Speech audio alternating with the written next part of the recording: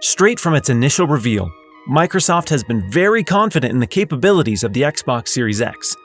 We've even had a review unit for close to a month now at this point, which is an unprecedented amount of lead time. But is all this confidence warranted? This is Miles with Windows Central Gaming, and here's our final thoughts on the Xbox Series X ahead of launch.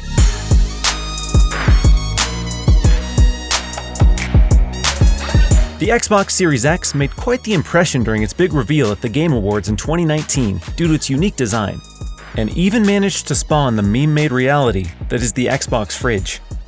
This mini PC tower-inspired form factor was a bold new approach in the console space, but one that's necessary for pushing power and balancing heat. Most of the marketing material for the Xbox Series X has shown the console in the vertical position, and while you can technically lay it horizontally, we can't really recommend it. The circular base isn't removable, making the console look quite strange when placed on its side.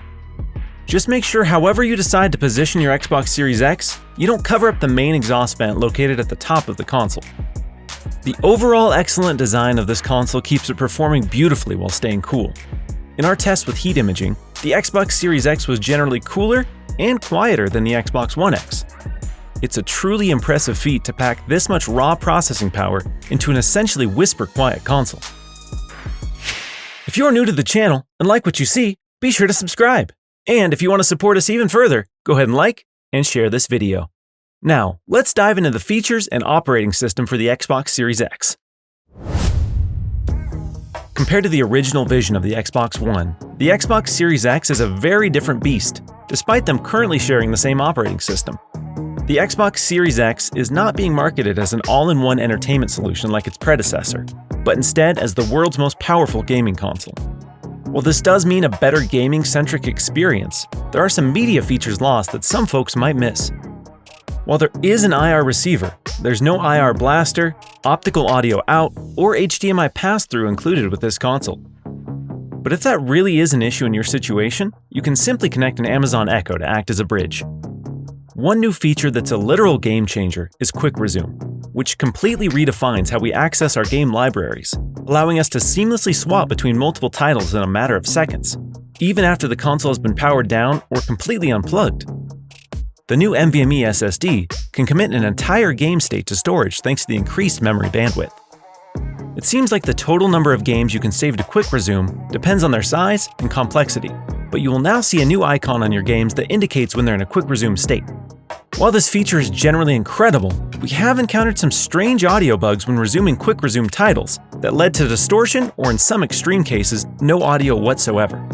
The Xbox Series X won't be introducing a brand new dashboard, but it does deliver on years of refinement of the Xbox One dashboard. The experience overall is much faster and snappier than previous iterations. Microsoft has also incorporated some rather fun dynamic themes, which add splashes of color and animation to the home screen. Unfortunately, as of now, the dashboard even on the Series X is 1080p without HDR, which is a bit of a bummer. With a major competitor launching shortly after the Xbox Series X, Microsoft has made the bold claim that they will offer the world's most powerful console. But what does that actually translate to in terms of features and performance? The focus early on for this gen aims to offer steadier performance and frame rates, while also introducing new features like hardware-accelerated ray tracing and increased visual fidelity. Unfortunately, there aren't a great deal of truly impressive next-gen games to test the true power of this console's hardware. Xbox One games with unlocked frame rates like The Witcher 3 hit 4K 60 FPS with ease, and other titles known for performance drops, like Jedi Fallen Order, now run at a buttery smooth, locked 60 FPS. Despite it technically being a current-gen game, Gears 5 is still an excellent showcase of the capabilities of this console. With performance beyond max settings for PC, this game has literally never looked better, and it's exciting to get this genuinely premium performance on a home console. Another major perk of this cross-gen approach is that your entire library of Xbox games, outside of Kinect titles, will look and play better on day one, so it doesn't feel like you're starting over your library going into this new gen. In addition to significantly increased visuals in many cases, the new SSD is another shining example of the benefits of the new hardware. Fast travel across all games and general loading times are drastically quicker. It's small details like this that go a long way in delivering on a next-gen experience.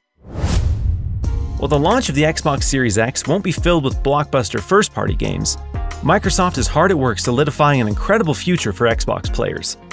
In addition to the monumental announcement of the company's plans to acquire Bethesda Softworks and ZeniMax Media, which would ensure day one launches into Xbox Game Pass and likely platform exclusivity for future entries from iconic franchises like Doom and Elder Scrolls, we've also seen an incredible slate of future first-party titles in the works, like Fable, State of Decay 3, Everwild, and Avowed. Microsoft has made a commitment to keep the player at the center of their business strategy, and investments like ZeniMax Media and increased Xbox Game Pass releases from third-party partners seems to show that they are taking this commitment very seriously. The best deal in gaming and the world's most powerful console are certainly an impressive pairing. From a hardware standpoint, the Xbox Series X is a spectacular console. The team at Xbox clearly spent countless hours planning and designing this impressive box.